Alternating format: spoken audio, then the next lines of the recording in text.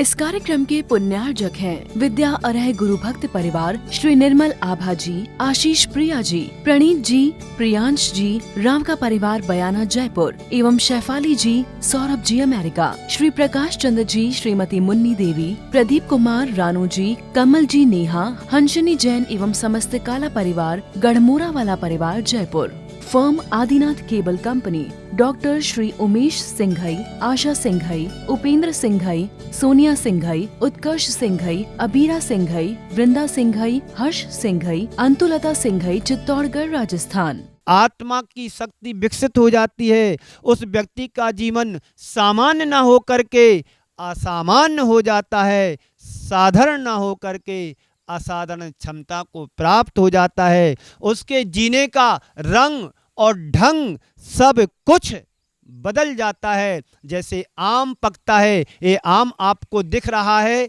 मेरे टेबल के सामने रखा हुआ है। अभी आम ये कैसा है? कच्चा है। अभी इसके अंदर की जो गुणवत्ता है वो विपरीत दिशा में है। जब पकता है तो इसका रंग भी बदलेगा, इसका टेस्ट भी बदलेगा, इसका स्वभाव भी बदलेगा, इसकी सारी परिस्थितियां बदल जाएंगी। ऐसे ही एक जब साधारण व्यक्ति के अंदर, भैया जी सुन रहे हैं ना आप, एक साधारण व्यक्ति के अंदर जब सम्यक्त की ज्योति प्रकट हो जाती है तो उसके रहने का ढंग, उठने बैठने का ढंग, खाने पीने का तरीका, वेशभूषा, सब कुछ क्या हो जाता है कमलेश जी? बदल जाता है। अब वो साधारण व्यक्ति ना रह करके उसके हृदय में असाधारण क्षमता प्रकट हो जाती। अब वो सामान्य व्यक्ति ना हो करके असामान्यता को प्राप्त हो जाता है। फिर उस व्यक्ति में, एक सामान्य व्यक्ति में जमीन आसमान का अंतर हो जाता है। जो सम्यक दृष्टि होता है वो हर क्रिया में समीचीनता लाता है, हर क्रिया में बहुत विशेषता लाता है। कैसे उठना, कैसे बैठना, कैसे खाना, कैसे पीना, कैसे सोना, ताकि हमारे द्वारा जीवों की आराधना ना हो जाए। तो संत कहते हैं उसके जीवन का, जीने का तरीका, ढंग, रंग सब कुछ बदल जाता है। उन गुणों में सबसे पहला गुण आता है प्रशम गुण। प्रशम गुण का मतलब क्या है? कसायों का अनुद्रेक, यानी हमारी कसायों को दबाना, उसे बोलते प्रशम। कोई कुछ भी कह के चला जाए बड़े सौम्य मुद्रा में, जैसे हमारे प्रमोद भैया क्या करते हैं, हमेशा मुस्कुराते रहते हैं। उन्हें कोई डांट भी दे वो हंसी में टाल देते हैं। इसी को बोलते प्रशम गुण। ये इनके ऊपरी भाव नहीं। जिस व्यक्ति के हृदय में प्रशम गुण आ जाता है, कसायों पर नियंत्रण कर लेता है, वो व्यक्ति कितने भी क्रोध होने के बाद भी पल में सामान्य हो जाता है। इस संसार में दो तरह के लोग होते हैं। कुछ कसायों को नियंत्रण में रख कर के जीते हैं और कुछ लोग हैं जो कसायों के नियंत्रण में जीते हैं। कुछ रख कर के जी रहे कसायों, कुछ नियंत्रण में जी रहे हैं, पर जी दोनों रहे हैं। किसी को यदि कुछ विपरीत शब्दों से कहा जाता है तो उसकी कसाय एकदम उद्वेलित हो जाती है, यानी वो कसायों के साथ जीने वाला है। और किसी व्यक्ति को कुछ भी कह दिया जाए, चलो हटाओ, ऐसा तो होता है, क्षण भर के लिए आया था, निमित्त बना था, चलो वो चला गया, मैं अपनी जगह पर हूँ, चलो कोई बात नहीं, ऐसा तो संसार में लगा रहता है। इसलिए समता भाव रखना ही जीवन का प्रशम गुण कहलाता है। समता है तो जीवन में आनंद है, और यदि जीवन में विषमता आती है तो जीवन में कोई आनंद नहीं होता है। इस लोक में इस कसाय, संत कहते हैं कसाय एक आवेग है। इस आवेग में जो बह जाता है उसका सर्वनाश हो जाता है। जो नियंत्रित कर लेते हैं उनका उद्धार हो जाता है। ज्ञानी और अज्ञानी की संत कहते हैं यही पहचान है। क्या पहचान है ज्ञानी अज्ञानी की? अज्ञानी कसाय के आवेग में आकर के बहाव में बह जाता है। अज्ञानी कसाय में आकर के बहाव में बह जाता है, जबकि ज्ञानी कसाय को नियंत्रित करके सही दिशा देता है। कसाय हमारी आत्मा की कसाय हमारी आत्मा की एक बहुत बड़ी दुर्बलता है, कमजोरी है, हमारे अंदर का विकार है। उस कसाय को हम कम नहीं कर पाते हैं। व्यक्ति के पास पैसा कम होता है, कम हो जाता है तो कमा लेता है, और यदि कसाय चली जाए तो कहाँ से लाएगा। संत कहते हैं जैसे तुम कसाय पैसे को बढ़ा करके कम कर लेते हो, ऐसे ही कसाय को बढ़ा करके घटा भी सकते हैं। जो व्यक्ति नींद की गोली खाता है सोने के लिए, तो क्या वो जागने की गोली नहीं खा सकता है। जो कसाय करने के लिए भाव मन में लाता है, क्या कसाव को कम करने के भाव मन में नहीं ला सकता है। संत कहते हैं बस सोच और समझ की बात होती है, सब कर सकता है, लेकिन करना चाहे तब। रावण के पास बहुत ज्ञान था, लेकिन उसने ज्ञान विपरीत दिशा में लगाया। राम के पास अपेक्षाकृत वो चीज़ें नहीं थी, लेकिन राम एक सम्यक दृष्टि थे, राम छायक सम्यक दृष्टि थे। उन्होंने क्या किया, समता से सबको सहन किया। उन्होंने कभी युद्ध करने की बात नहीं की, उन्होंने समझौता की बात की। उन्होंने समझा करके कहा कि नहीं, मेरी सीता को यदि लौटा देंगे तो मुझे किसी तरह का वाद विवाद युद्ध नहीं करना है। मेरी सीता मेरी है, यदि आप मुझे लौटा दो तो मुझे कोई दिक्कत नहीं। लेकिन अहंकार की भाषा करने व बोलने वाला व्यक्ति कभी झुकना नहीं चाहता है। संत कहते हैं अहंकार व्यक्ति को झुकने नहीं देता है।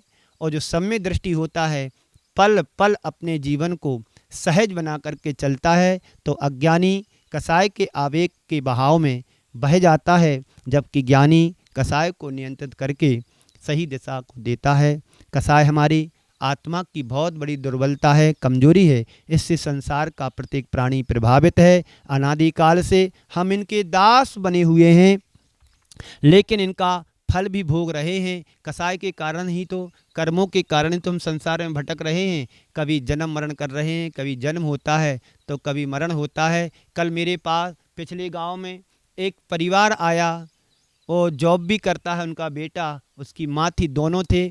मैंने पूछा इतना लेट क्यों दर्शन करने के लिए। बोले महाराज श्री, एक समस्या हमारे परिवार में आ गई, मेरी बहू के लिए 2 महीने का गर्भपात कराना पड़ा। तो मैंने उनको कहा कि तुमने गर्भपात तो कराया ठीक है, लेकिन तुमने बहुत बड़ा अपराध भी कर लिया। एक पंचेंद्रिय जीव तुम्हारे घर में परिवार में आने वाला था, जैन कुल पाने वाला था। कितने जन्मों का उसका पुण्य रहा होगा कि तुम्हारे गर्भ में वो जीव आया और तुमने उसको फूल की कली जैसा मसल करके फिकवा दिया।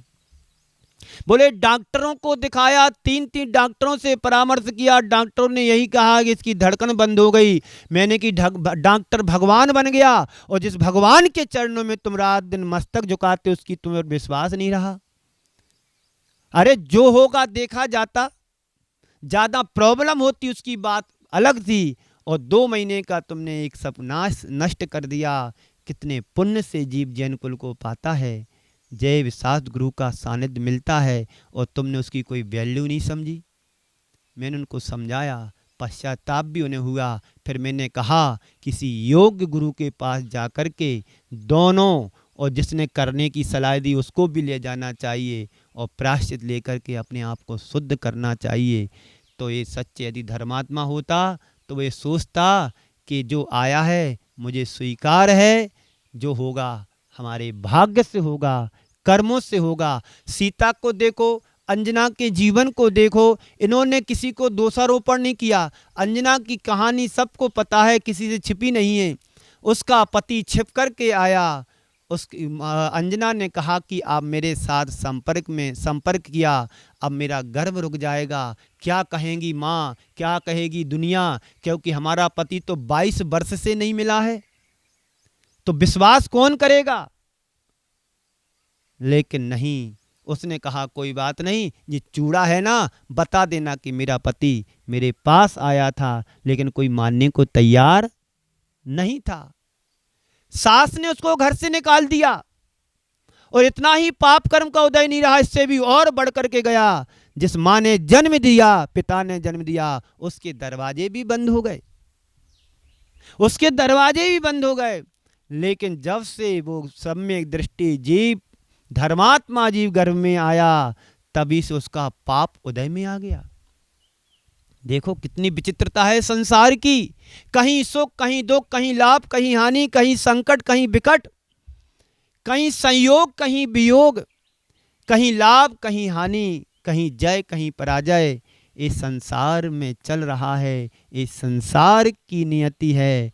तो सम्यक दृष्टि धर्मात्मा इस सच्चाई को जान लेता है। वो जानता है कि मेरे वास्तविक शत्रु कोई नहीं है। ये बाहर के दिखते जरूर हमें शत्रु हैं, पर मेरे भीतर की बुराई, मेरे भीतर की दुर्बलता, मेरी अंदर के दोष सही अर्थों में कोई नुकसान पहुंचाने वाला तत्व है तो मेरे भीतर के विकारी भाव हैं, विकारी तत्व हैं, कसाय हैं, क्रोध है, मान है, माया है, लोभ है।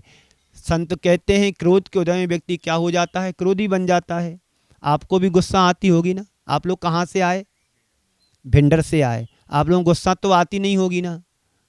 सबको आता है। बहुत अच्छी। जब क्रोध होता है तो क्रोध में गुस्सा आदमी व्यक्ति भूल जाता है।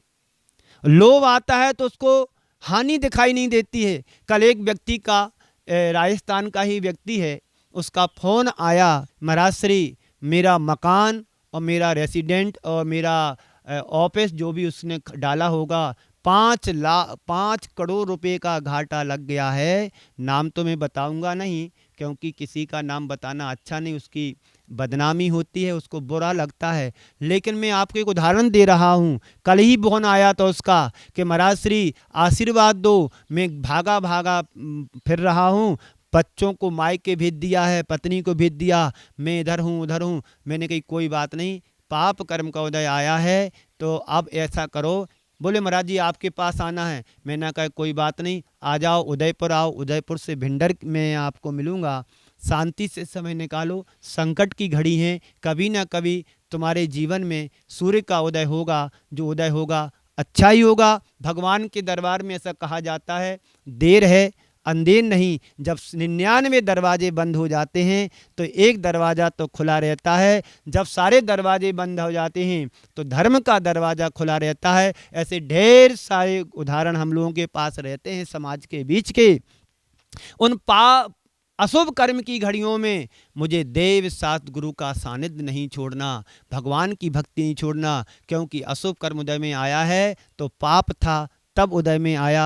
हमने किसी का कर्जा लिया होगा, चुका नहीं पाए। आज तुमने बैंक से लोन लिया, ओवर एस्टिमेट करके तुमने व्यापार किया। कभी मैं हर व्यक्ति से यही कहता हूँ, हमेशा कहता हूँ कि ओवर एस्टिमेट करके व्यापार नहीं करना, कोई भी चीज़ नहीं करना। शादी विवाह भी करो तो जितनी तुम्हारे पास ताकत है, जितनी तुम्हारे पास व्यवस्था है, उतना ही लेकर के करना चाहिए। भले शादी हो या ना हो तो कम से कम कर्म की बर्बादी से तो बच जाएंगे। जो ऊपर भार आ जाता है, व्यक्तियों के मकान बिक जाते हैं, घर बिक जाते हैं, सामान बिक जाते हैं, लेकिन कर्जा के भार से उभर नहीं हो पाते हैं। अब बताइए 5-6 करोड़ रुपए का कर्जा है, बैंक ने सील कर दिया है, अब उसके ऊपर कैसा लग रहा होगा। हम लोग कह तो देते हैं ऐसा नहीं वैसा नहीं, लेकिन जिस व्यक्ति के साथ घटना घटती है उसी व्यक्ति को पता पड़ता है कि जीवन कैसे जी रहा हूँ।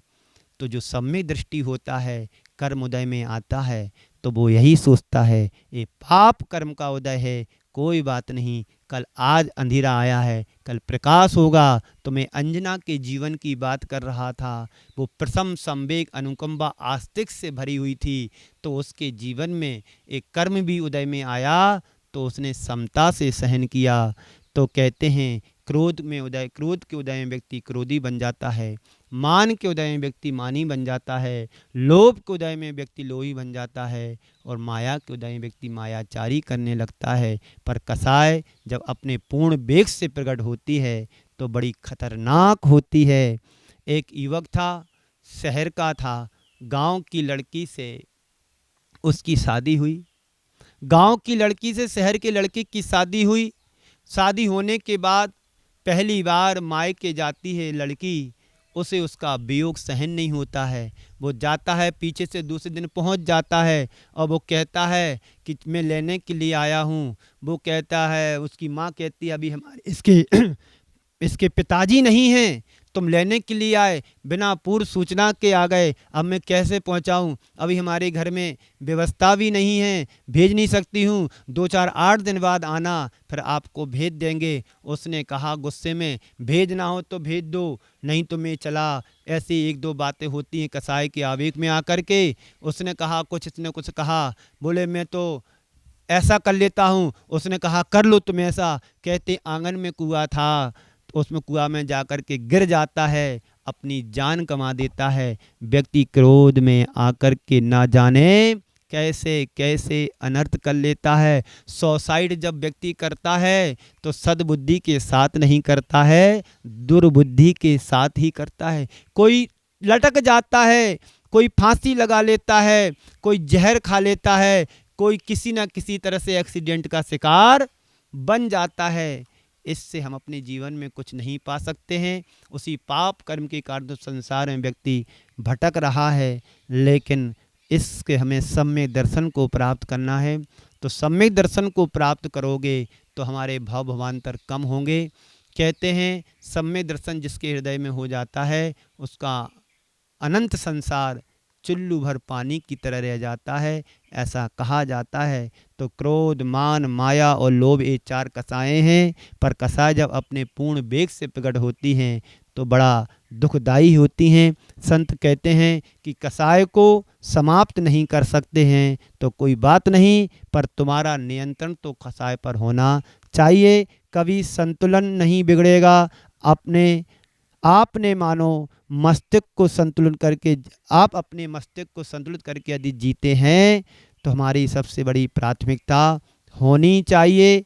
ये यदि मनुष्य के भीतर दृष्टि ये जाग जाए तो बहुत कुछ अपने जीवन में उपलब्धि कर सकता है। वह अपनी सारी दुर्बलताओं को पल में नष्ट करने की सामर्थ्य भी पा सकता है। और जब तक अंततः दृष्टि नहीं जागती है तब तक इन दुर्बलताओं को दूर भी नहीं किया जा सकता है। रोज़ पढ़ते हैं, रोज़ सुनते हैं कि कसाएँ बहुत बुरी हैं, कसाय मत करो, लेकिन उसके बाद भी कसायों पर व्यक्ति का नियंत्रण नहीं हो पाता है। ये मेरे जीवन का स्वभाव नहीं विभाव है, ये मेरे जीवन के विकार हैं जो मेरे स्वरूप को विकृत कर रहे हैं। संत कहते हैं अपने आप की पहचान हो कि मेरे भी आखिर वास्तविक स्वरूप हैं क्या, और मैंने अपने आप को किस रूप बना लिया है। जैसा कि अभी मैंने कहा था, व्यक्ति कसाय कुदय में कसाई बन जाता है, क्रोध कुदय में क्रोधी, मान कुदय में मानी, आदि आदि इस तरह से हो जाता, जबकि उसका ये स्वभाव नहीं है। जैसे जल होता है, जल का स्वभाव शीतल होता है।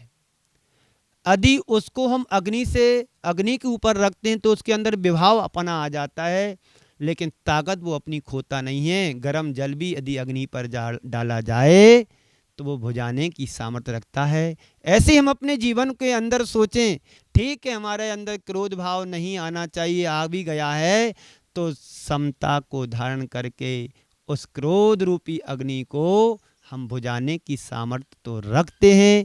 किसी जगह पर यदि पानी बहा हो और पानी बहने के बाद सूख भी जाता है तो दोबारा जब भी पानी बहेगा गिरेगा तो उसी जगह से जाएगा, क्योंकि संस्कार ऐसे होते हैं जन्म जन्मांतरों के हमारे कि एक बार यदि संस्कार पड़ जाएं तो भव भवांतरों में वही दशा चलती है। इस कार्यक्रम के पुण्यार्चक थे विद्या अरह गुरु भक्त परिवार श्री निर्मल आभा जी, आशीष प्रिया जी, प्रणीत जी, प्रियांश जी, राम का परिवार बयाना जयपुर एवं शैफाली जी, सौरभ जी अमेरिका, श्री प्रकाश चंद्र जी, श्रीमती मुन्नी देवी, प्रदीप कुमार, रानू जी, कमल जी, नेहा, हंसनी जैन एवं समस्त काला परिवार, गढ़मोरा वाला परिवार Jaipur. Firm Adinath cable company, doctor Shri Umesh Singhai, Asha Singhai, Upendra Singhai, Sonia Singhai, Utkarsh Singhai, Abira Singhai, Vrinda Singhai, Harsh Singhai, Antulata Singhai, Chittorgarh Rajasthan.